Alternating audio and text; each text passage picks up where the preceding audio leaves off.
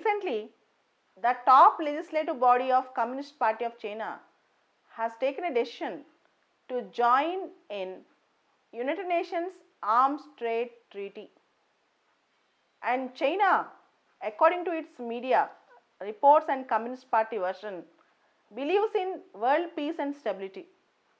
And China is willing to continue to strengthen exchanges and cooperation and follow standards in arms trade, particularly arms exports. And here we should know a beautiful point. According to SIPRI, Stockholm International Peace Research Institute, according to SIPRI, China is now the second largest arms producer in the world after USA. So, China joining arms trade treaty very significant not only for China but also for the world. And coming to what is this arms trade treaty? What are the countries which are joined in that? What is the purpose of arms trade treaty? Let us discuss about that. Arms trade treaty came into force on December 4th, 2014. It was till now ratified by 104 countries. Remember, it's a multilateral treaty that regulates international trade of conventional weapons, exports of conventional weapons. What do you mean by conventional weapon? A conventional weapon is not a weapon of mass destruction. Conventional weapons generally will be armed helicopters, war tanks, guns. They are called conventional weapons.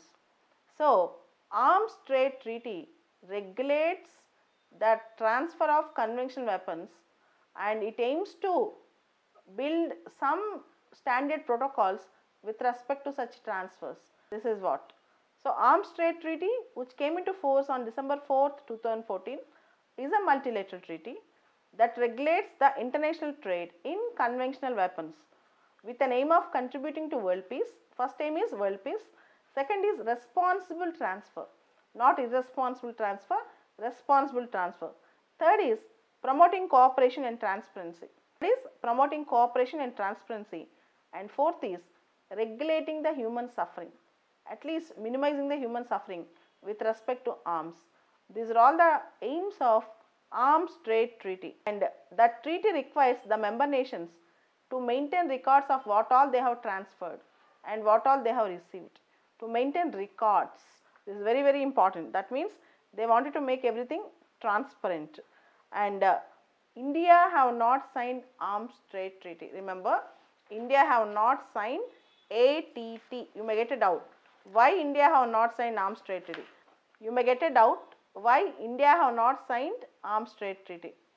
India have not joined in ATT because ATT is weak with respect to terrorism and non-state actors. Arms Trade Treaty do not have any proper provisions with respect to transfer to terrorists and non-state actors.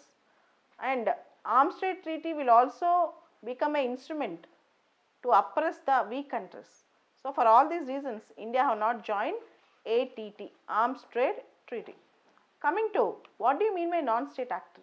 Non-state actors like NGOs, paramilitary groups and big business groups, violent terror groups, violent groups in various countries, for example Hezbollah, big religious groups, they all come under non-state actors. Armed State Treaty do not deal with non-state actors. This is what India's complaint against Armed State Treaty. Coming to America, America last year announced that it is withdrawing itself from ATT, Armed Trade Treaty, and Donald Trump feels that Armed Trade Treaty imposes many things on America. America is a sovereign entity and Armed Trade Treaty invades on American sovereignty. This is Trump's complaint. And overall we can say Armed Trade Treaty aims to minimize the transfer of conventional weapons irresponsibly, protection of human rights, and also at least to make world transparent with some type of agreement, and Arms Trade Treaty is the only legal binding agreement in this respect. Let's hope that China joining in Arms Trade Treaty will be helpful for world, not only for China.